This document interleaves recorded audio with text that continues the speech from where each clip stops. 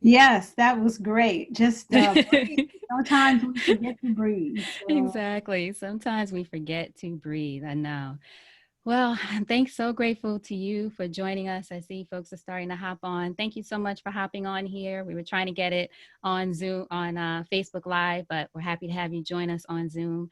So I am here with Robin Stone. And Robin, I'm going to do an introduction of you, and then we're going to hop in with our questions and just okay, that's great. breathe and start talking, right? Yes. So, Robin D. Stone is a licensed mental health counselor who works with clients at Positive Psychology Associates, a progressive group practice in Midtown Manhattan.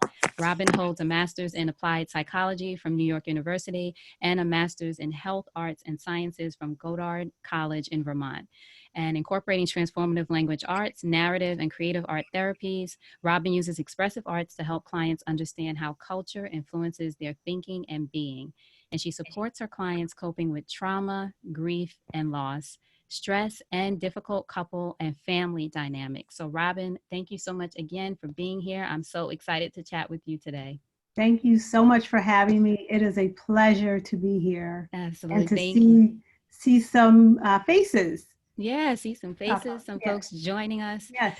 Thank you all so much. Like I mentioned on the page, sometimes these are the times we're living in. This actually is all the time with me. Hi. Technology sometimes just doesn't work, and we have to work around it. But we're going to have this conversation tonight. I am Yes, it's determined so for us to do necessary. that. Exactly. So, Robin, my first question for you is, of course, we're talking during this time of the coronavirus pandemic, COVID-19 pandemic. And I'm curious, what kind of emotions might many of us be feeling, or what kind of things are you hearing from clients?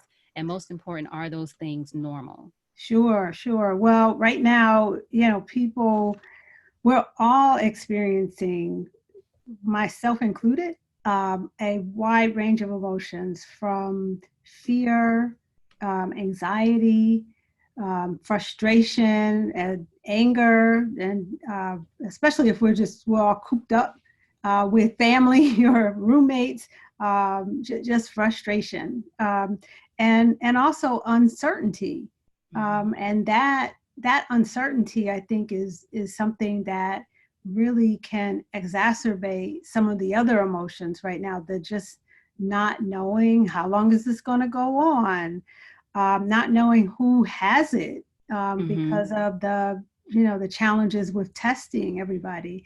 So there's just a lot of unknowns that could be contributing to some of these emotions and making them even stronger. One Yeah. of the things that I know when you and I had a conversation, which I hadn't thought about before, is you mentioned that the uncertainty is actually part of the trauma, which I had never thought about it that way before. Can you talk to Yes. us a little bit about Yeah. that? Yeah. Well, we've talked about how it makes sense to see this as a community trauma when there are natural disasters, and as far as we know, this is a natural occurring virus. So just like a hurricane, a tornado, a tsunami, this can be seen as a natural disaster, and you're seeing some of the impact where people's lives are uprooted. Where you have to, we, 2 weeks ago, we never heard of things like shelter in place, Right. social distancing. So we have to adjust to a whole new way of life, and for many of us, including that unknown, all the uncertainties that can contribute to trauma. Just this distress, this sense of distress, and a shattered sense of security. Mm-hmm. For many of us, we just don't know. Are we safe? Will we be safe? Are our loved ones safe?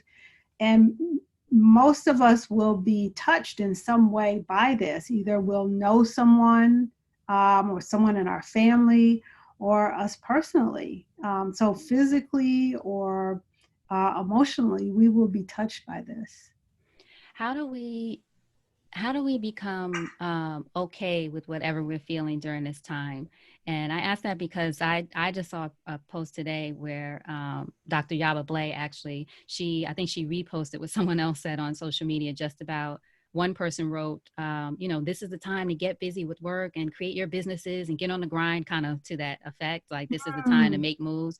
And the person under her was like, we can't even be self quarantined in peace. Like, I'm so tired of the rise and grind, go get it kind of thing. Like, can I just even wrap my mind around a global, disaster or a right, pandemic? You know what right, I mean? And right. Yaba, after that, wrote that it's okay to not want to be on your grind right now. It's okay to want to sleep in. It's okay to want to be still. And It's for me so okay. personally, I felt it's so okay. But I didn't realize I needed to hear that. And I was like, wow, am I that person that doesn't realize it's okay? I see Yes, my friend because Tara raising her yes, hand. yes, It's yes, okay to be still and sleep yes. in and just, And for us, for Black women in particular, because yeah, we go, go, go, right, and do, and many of us, that's a coping strategy, right?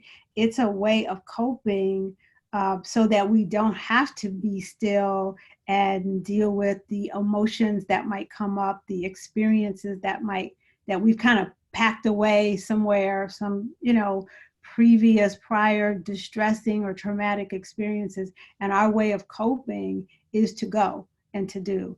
And so, it's really important to recognize that, yes, it can be healing to be still, and to just be, mindful of what's coming up for you, what's going on with your body, because we're going and doing, we're not checking in with how are we really feeling, right? And so, yeah, this is a time to do what you need to do. right. And that looks different for everyone, right? That does look different for everyone, and to recognize that that looks different for everyone. And so while you may want to like dig into your business and like work on that 5-year plan, someone else may want to just sleep, Mm-hmm. and that's okay.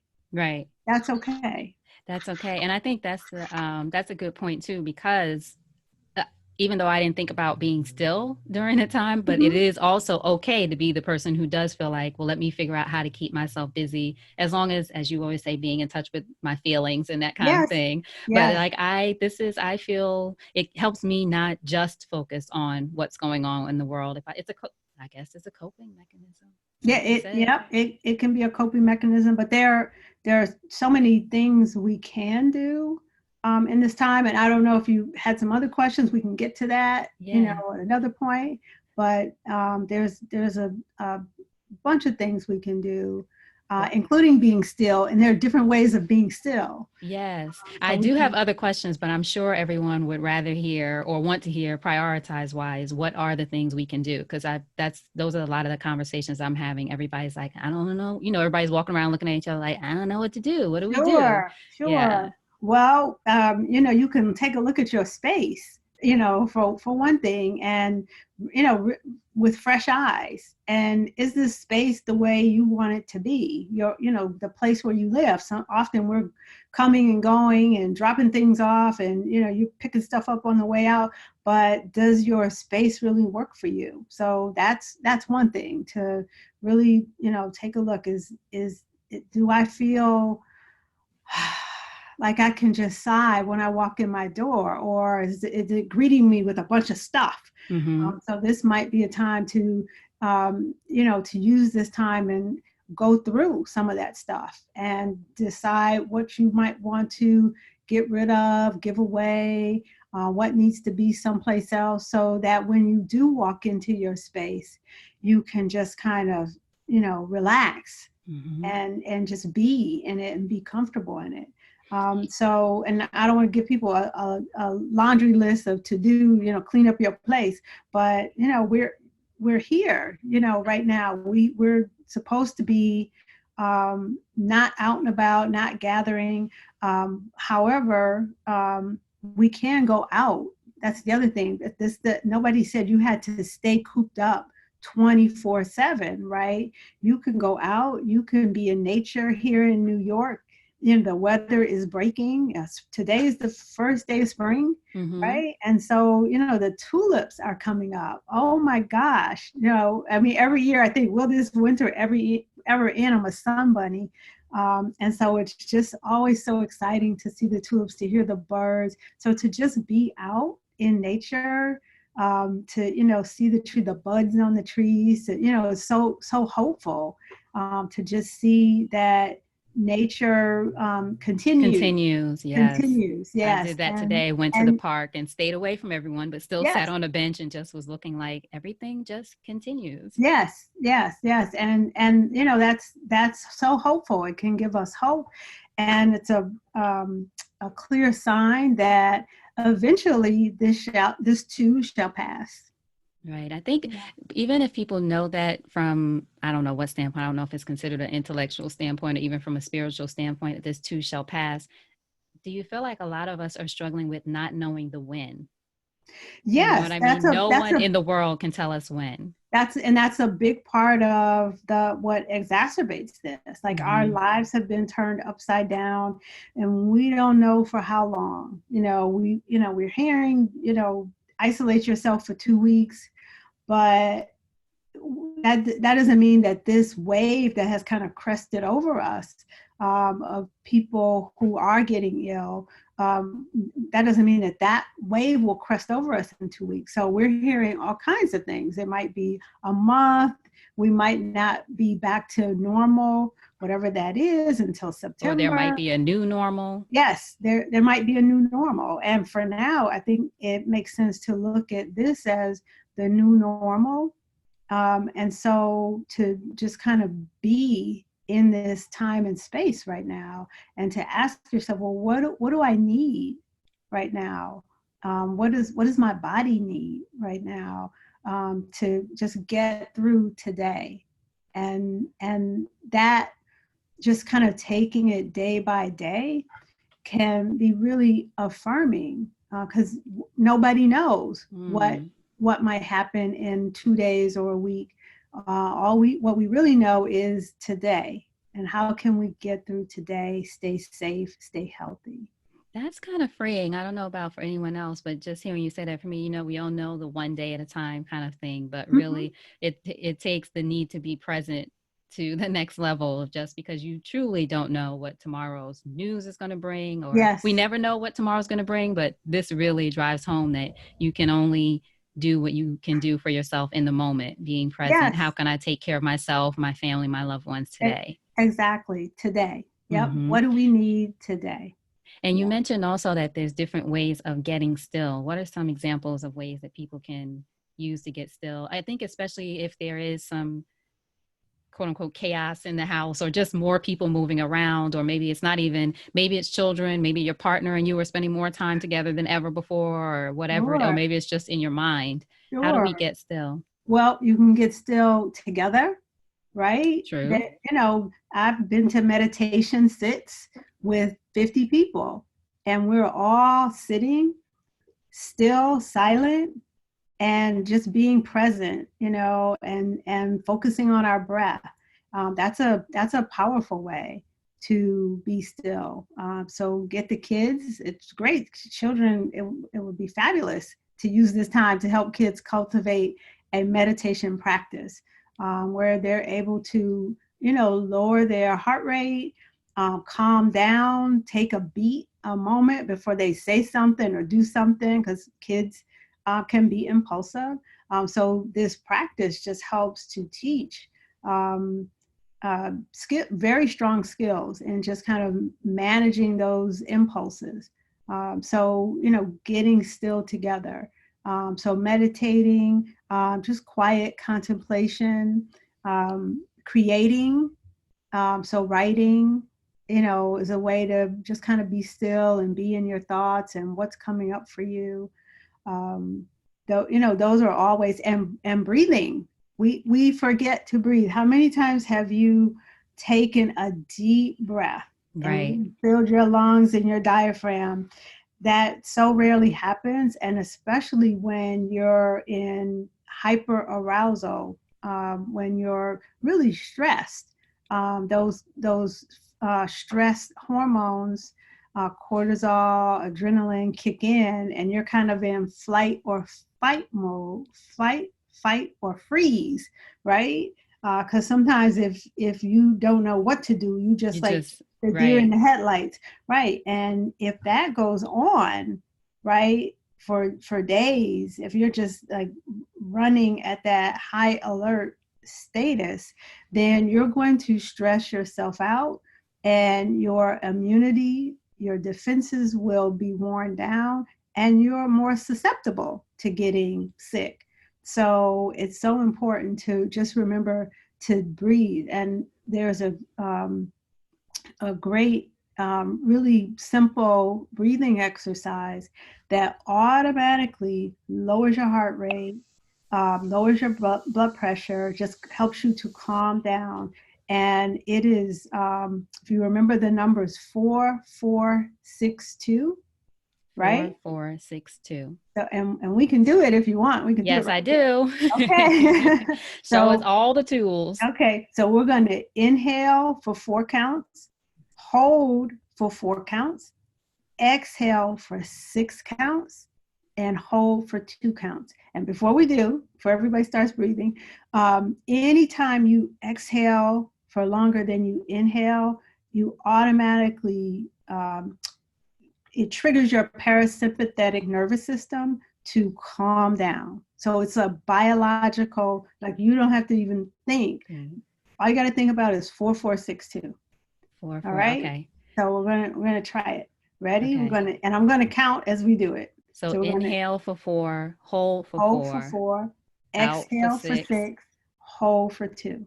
Gotcha. And we'll just do it a few times, but you'll see. And anytime you get angry, frustrated, you're about to like go off on something, Right. take a minute, Okay. and put this in place and see how it works. Okay. So you ready? Ready. Everybody, let's do it together. Okay. Okay. So we're going to inhale, 2, 3, 4, hold, 2, 3, 4, exhale, 2, 3, 4, 5, 6, hold, 2, inhale, 2, 3, 4, hold, 2, 3, 4, exhale, 2, 3, 4, 5, 6, hold, 2. One more time. Inhale, 2, 3, 4,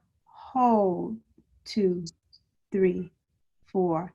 Exhale, 2, 3, 4, 5, 6, hold, 2.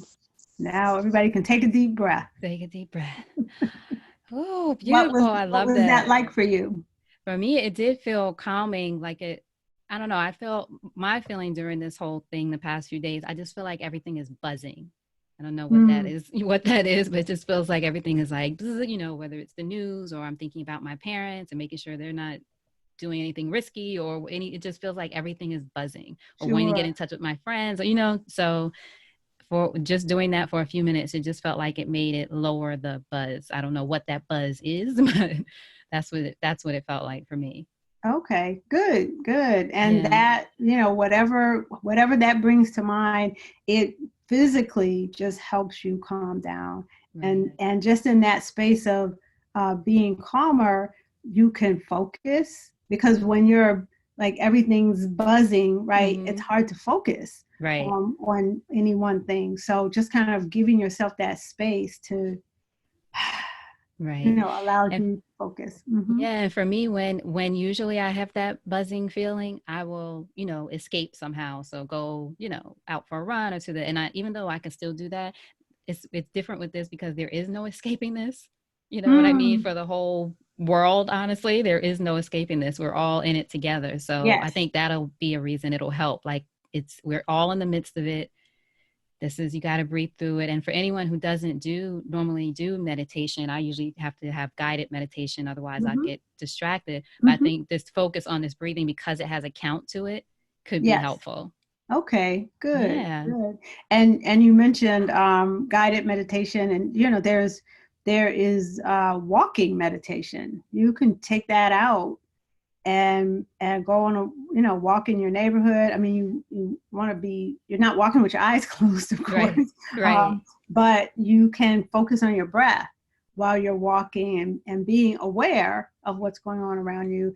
I like to do it on a track. in the neighborhood, and you're just going Mhm. around and around. And so you're Mhm. not worried about traffic and crossing the street. And it's just a great way to just go in and focus on the breath. And it's very, very healing, very restorative. Yeah. Now let's talk about, as Black women or Mm-hmm. women of color, but especially I think as Black women, or as a Black woman, I'll speak in that in those terms.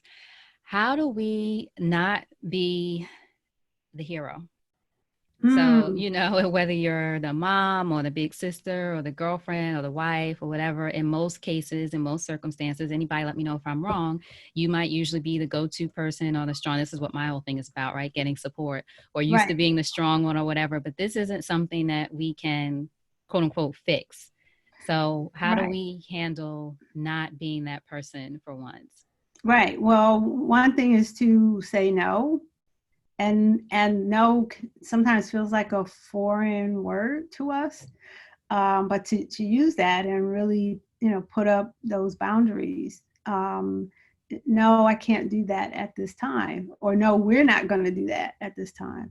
And also to ask for help, and that's something that can be hard for us too. We want to do it. We want to show that we know, and take it on and take it over. And this is something we're all going to need to rely on one another in order to get through.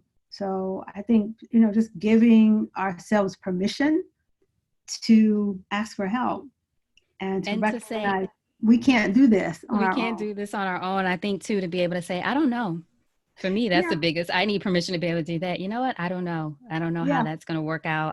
None of us know. We don't know. yes, yes, And being in we that don't. space, we're not usually allowed to be the people who don't know, whether that's Yes, work or, like I said, your relationship or you're a mom. You always feel like you have to have the answers. And it's like, I don't know right now. yes, yes. And even, with our um, leadership of this country, if we had heard that, early on, we don't know how bad this will be, but based on what we see, it looks pretty ominous.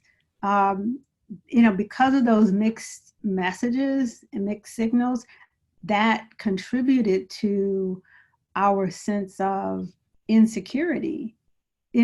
But to even hear from our officials, we don't know how bad this will be. So, for them to say, not even they know, but then, okay, we're all in this together. Together, right? We Right, don't know, but here's what we know that right. we Here's think you what we should do do so know. far. Right, Right, right. exactly. As opposed to, no, it's not that bad. Oh, actually, it's Yes, awful.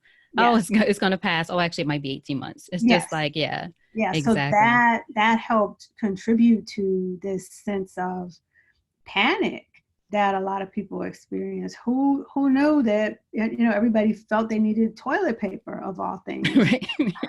But Fighting over toilet paper. right, but that That is is, a, in this time where um, some of us feel helpless. mhm. Like there's, as if there's nothing we can do. Well, one thing I can do is I can go buy some toilet paper.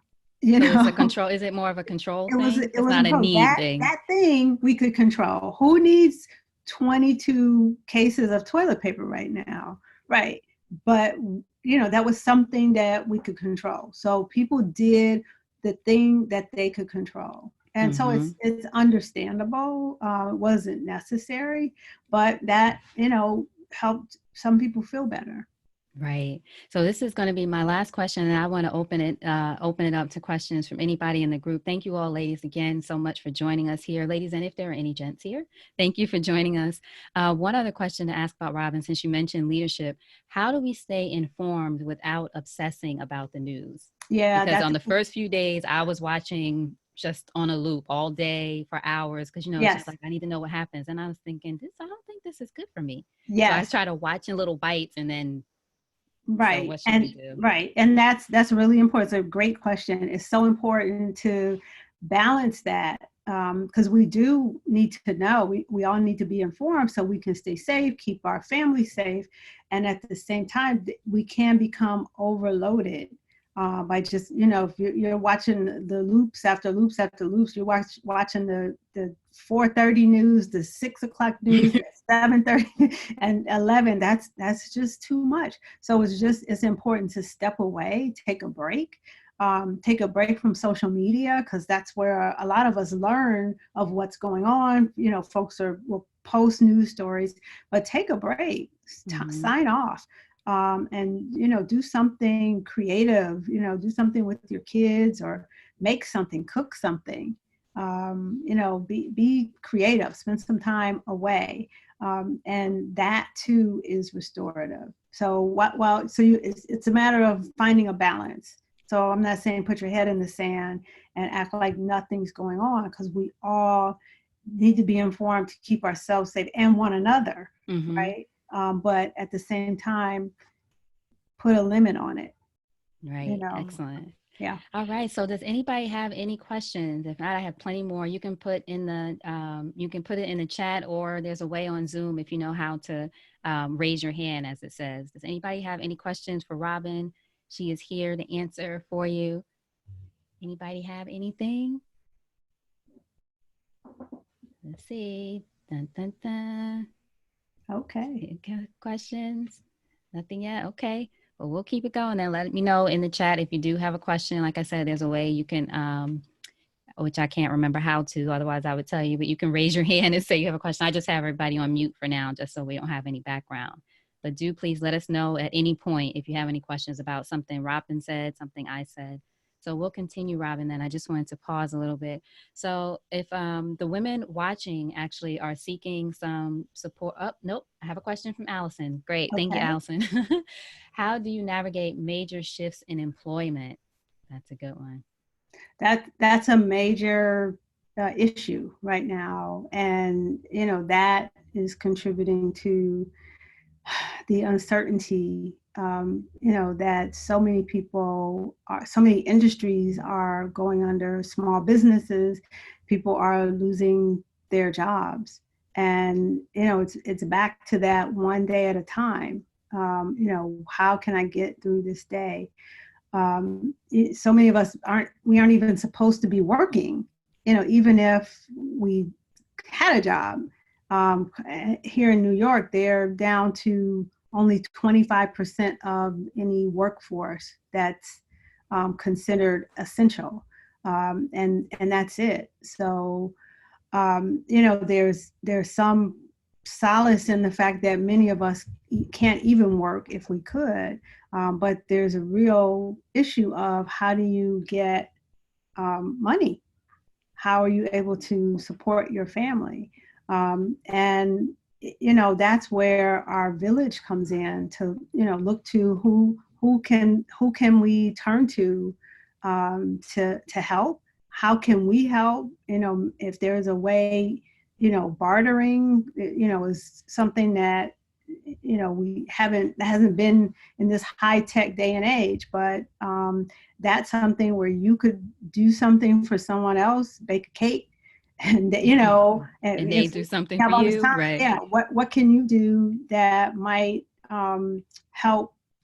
You might have something to offer to someone else, and perhaps they pay you in money, or perhaps there's something else that you might need, and then you can switch. So that's something to consider. But it's a real issue. It's a real issue.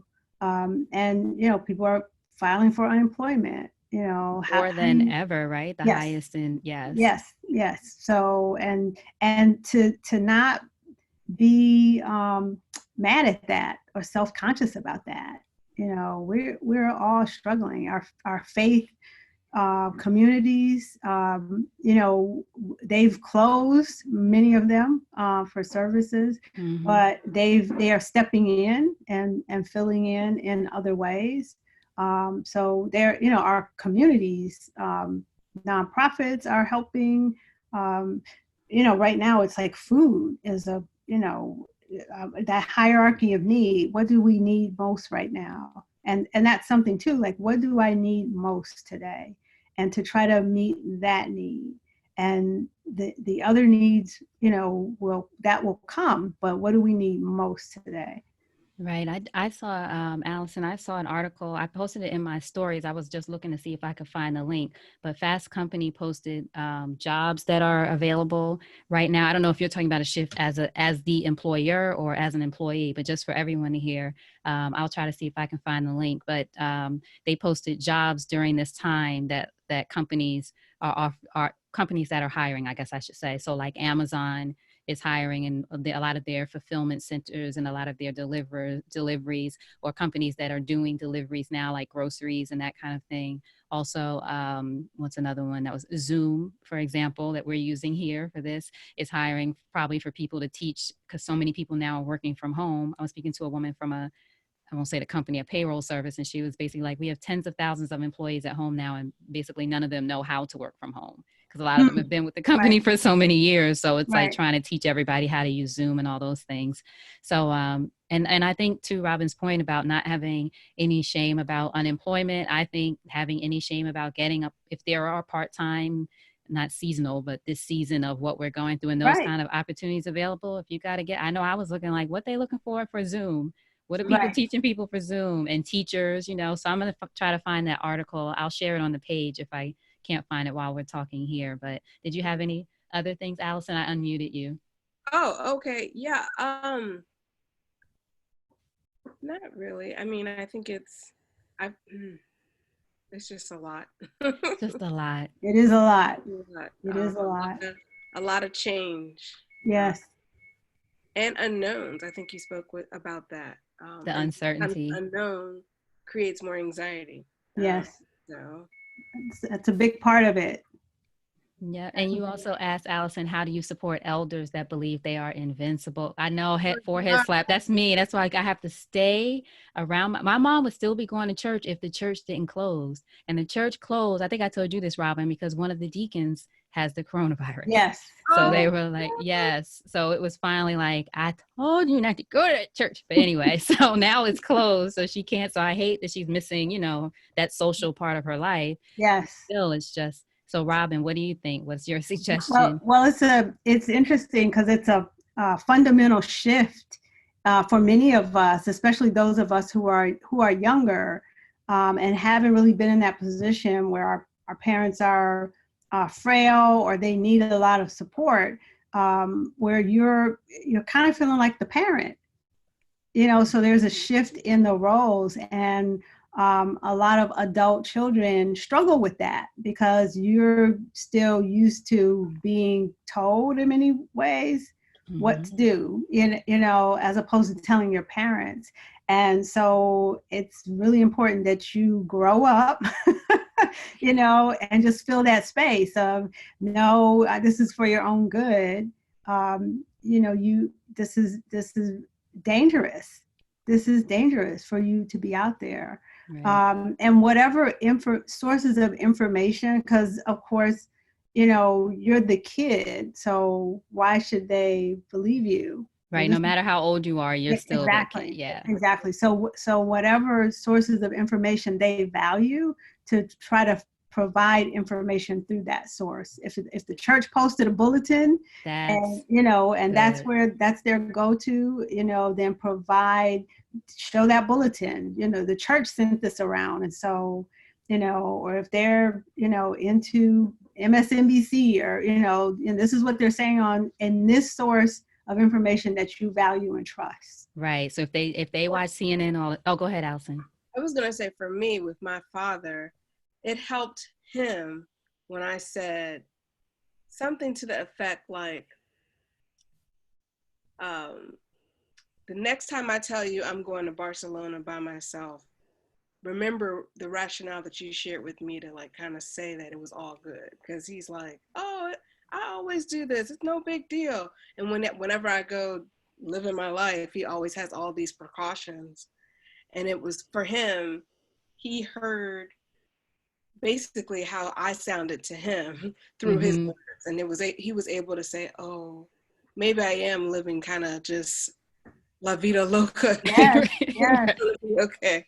That was great. That was great Yeah. that you were able to use that and turn it around. So you kind of held up a mirror for Mm-hmm. him to see and hear. Oh, that's true. Like he literally was like, that's true. Like, okay. Yeah, you have to get to the point where you catch them where they're like, okay. I'm like, the Yeah. deacon is sick. I mean, come on. Yeah. Okay. Like deacon so-and-so. Yeah. Okay. Yes. And Thank you. thank you. That was great. And to couch that in love, I love you. I care for you. I'm worried. I'm really worried about you. Don't make me worry that you're Yeah. out there, just going and not taking precautions. So stay safe.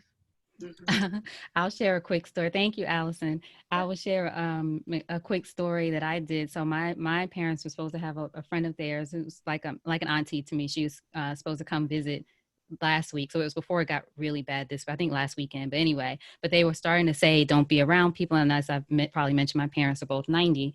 So they were saying, oh, I'm going to call her and tell her maybe she shouldn't come. And, she was in Florida at first and she's in Atlanta, at her friend's house. She's coming here and they kept procrastinating. I could tell they probably didn't want to do it because that's just not what you do, especially at that age. Somebody's coming through your house, coming to visit, you let them come.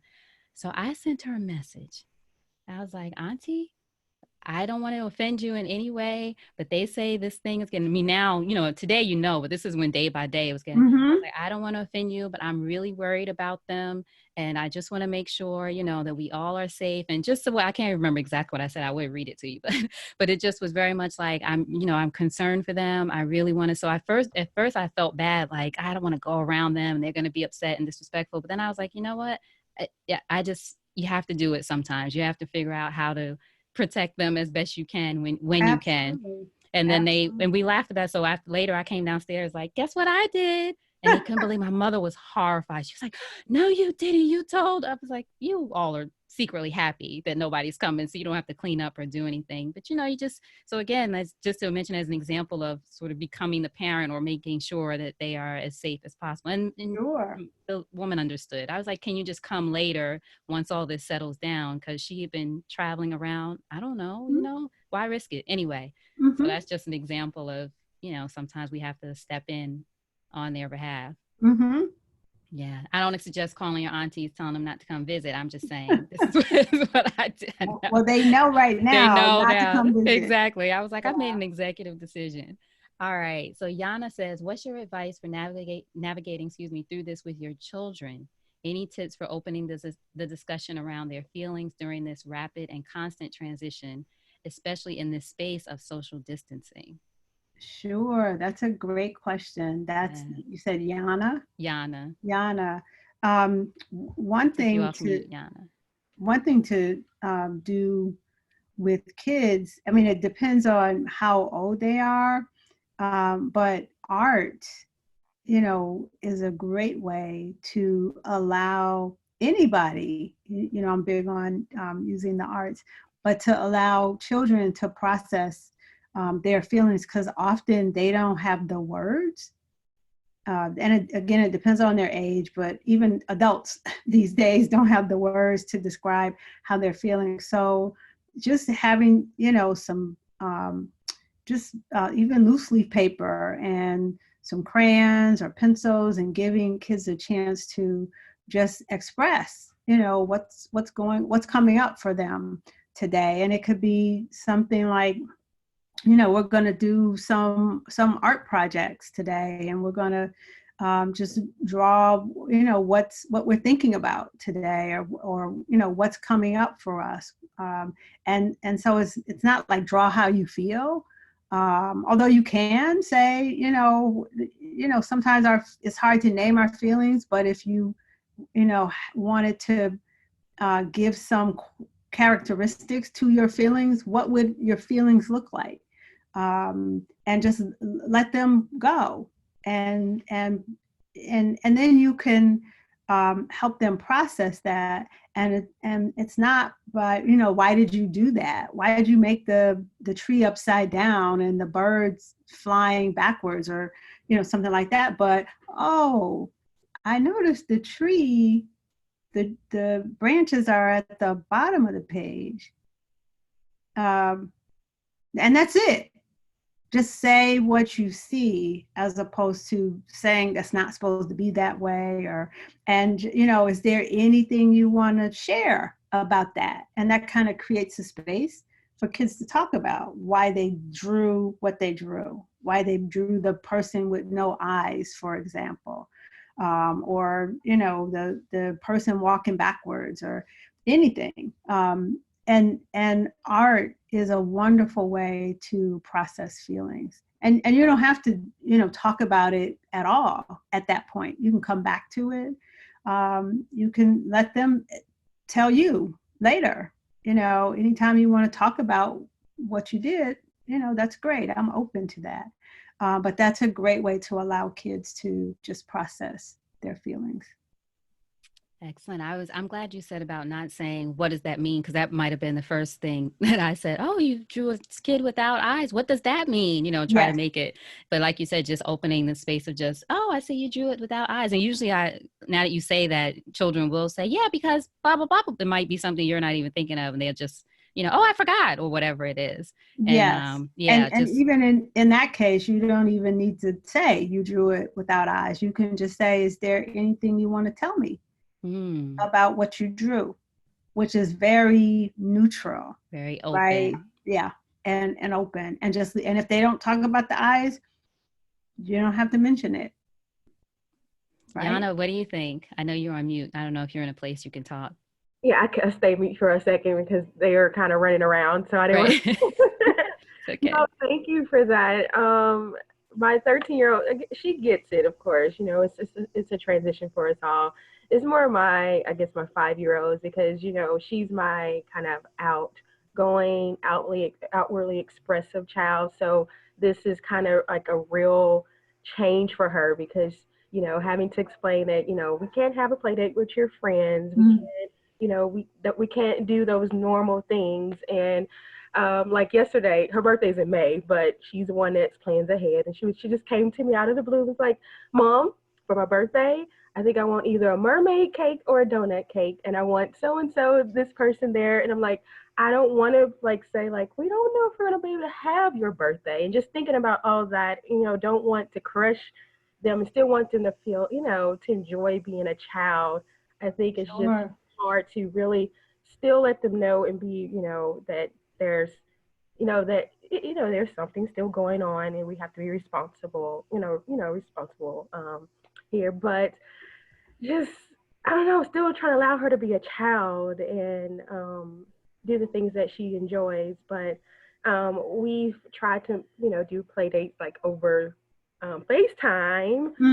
But, it's still not that same. I want to go see my friend, or I don't, she's been out of school. This is her third week because she was sick 2 weeks ago. So she missed a whole week. And then they had spring break last week and this week. So she's just really kind of missing that interaction. So I think it's just for a transition for all of us too. We're all at home. We're all in this space. And we try to get out the house to walk, to let her breathe and do things. Yeah. It is it's not just my story. I know this is for a lot of parents right now that, it's a transition for us all. Yeah.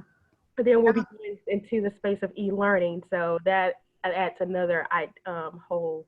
Yes. So. The homeschooling is real, right? Yes. I've seen the memes about that crack me up, but that's because I'm not homeschooling. Other people are like, come get these kids. Come get them. Teachers need to get paid $1 million. Those crack me up. Oh my gosh. Yes. Yeah. So much respect for teachers. Yes. But Sunshine said Zoom birthday for the win, Yana. It'll be a Zoom birthday. Zoom birthday. That's Zoom birthday for the win. Exactly. Yeah. We and connecting via technology, it really does open up. I mean, you can get your whole family, grandparents, everybody on there. And, who would have thought we would have been thinking of doing that before? Right. So just a week ago. Yeah, here's an opportunity to really take advantage of that. And, maybe it will be a Zoom birthday. I love that suggestion. But, anything to help us to stay connected. And why not use technology in that way? So that's a fabulous idea. And kids can do a host of things. And just back to art, they could every kid could have a little Play-Doh thing, and they could all create something all at the same time on Zoom. And so that's their way of, collaborating in community and connecting. And so they'd have their, for the birthday, they'd all have their little, whatever creature they've made, as their own little goodie bag gift. So there are all kinds of ways to, and that they'll have, and that they'll remember that they made that as a part of the birthday. So there's all kinds of ways to connect and definitely use technology in that way. But it's a challenge. It's really a challenge. Yes, and Sunshine said, is the question for those, I unmuted you. You said, is the question for those that are working remotely and possibly more? Yeah. Hey. Hey. It was an earlier question. Oh, okay. Question around the major shifts in employment. I was just digging a little deeper and asking if it was regarding those of us that are working from home, how we're working more, because I believe clients, employers, what have you, were kind of overcompensating.